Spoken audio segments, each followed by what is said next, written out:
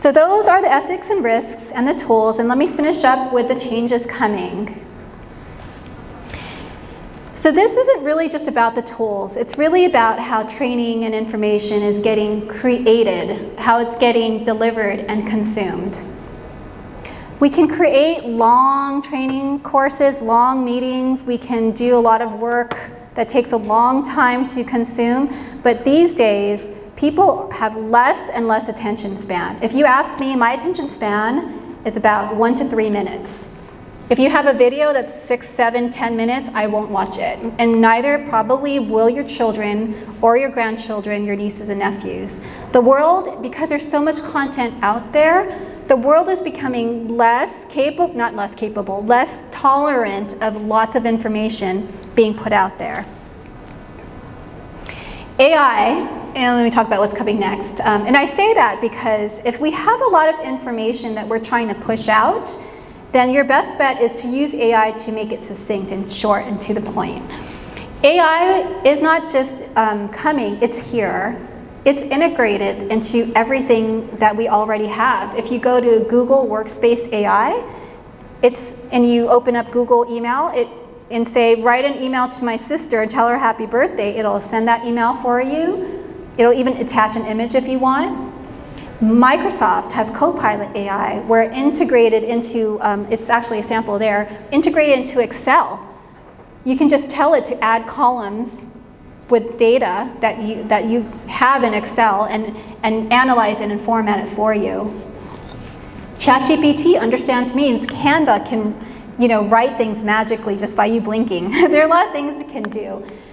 But those are the informational, generative information that's out there with AI. That's not where it stops. Where AI is going is autonomous. So you'll hear a lot about autonomous AI, AgentGPT, AutoGPT, ChatGPT-4, GodMode, free, easy to use. And the way they work is, instead of giving it a prompt to give you information, autonomous AI, you give it a goal. Like an example is, here's $100, here's my username and password to this bank account that only has $100. My goal is to multiply it to make it $100,000 by the end of this month. Autonomous AI will take your goal and execute for you. It'll open up a bank account, a brokerage account, start to invest into stocks. It'll give you an update every now and then and let you know that it has new ideas of how to invest. And you approve the tasks. It comes up with tasks on the left-hand side. It'll do your tasks for you. So autonomous AI is, as long as you can write a goal, it'll execute and do your work for you. Everybody's taking pictures because they're like, I need to know what can make me $100,000 at the end of the month. These are the ones you'll hear about. AI is getting smarter at recognizing images and objects in visual searches, and I'll explain why this is really important. So here's an example of PimEyes. I uploaded my image, and this is a university image. It's already out there in the world. And it found me in so many places that I didn't even know I existed. It recognized not only my face, but it recognized around the world where I existed. And it gave me places that I didn't even know was there. So I was like, where is this? So I don't remember smiling crazy like that. Well, I was at a conference. I was at a conference in Las Vegas, 10,000 people. There's a photographer way in the back taking pictures of everybody. I happened to be in that picture. And they saved it maybe in SharePoint or something. And it found me in their SharePoint or whatever they had it in. There's a picture where I was like, wait a minute, this is me. I know that's me. Where was I? Well, I was at a Christmas party for work. And I was doing something, probably eating, I don't know what I was doing.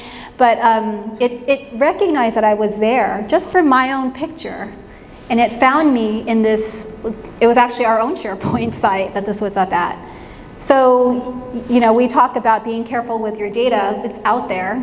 It's out there. And artificial intelligence is just helping you find yourself even better.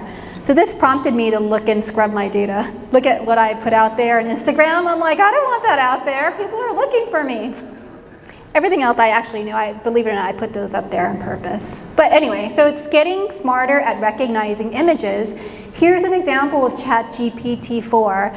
It can take, if you take your phone, take a picture of your fridge, it'll recognize the ingredients and tell you what to cook for that day based on those ingredients. So it's saying, based on the provided ingredients, here are 5 food items that can be created. You can make a fruit salad, a cheese omelet, a ham sandwich, just from your phone's picture. Can you imagine what this would be like if you used it for an inspection at a laboratory? Or if I used it, I told my kids, take a picture of your room and then tell it to ask it how you can fix it faster, clean it faster.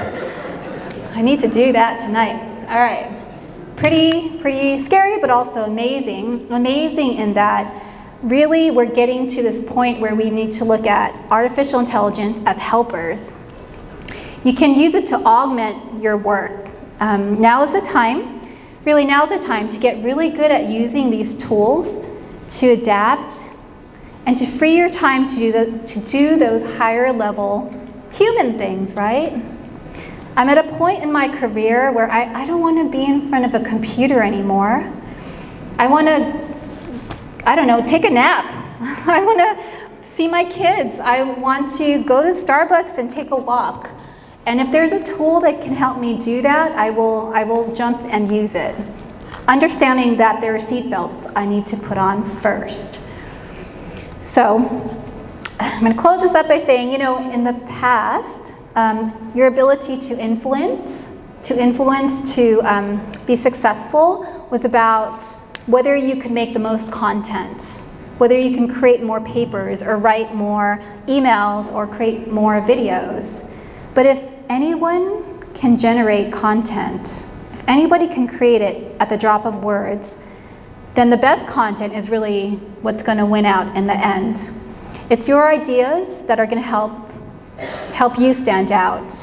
So what I'm saying is that try to focus on the vision, on your plan before jumping into the tools. Because, these tools, they may or may not be here tomorrow. Just in the last week alone, there were 1,000 tools. I mean, I felt like today my presentation was already out of date.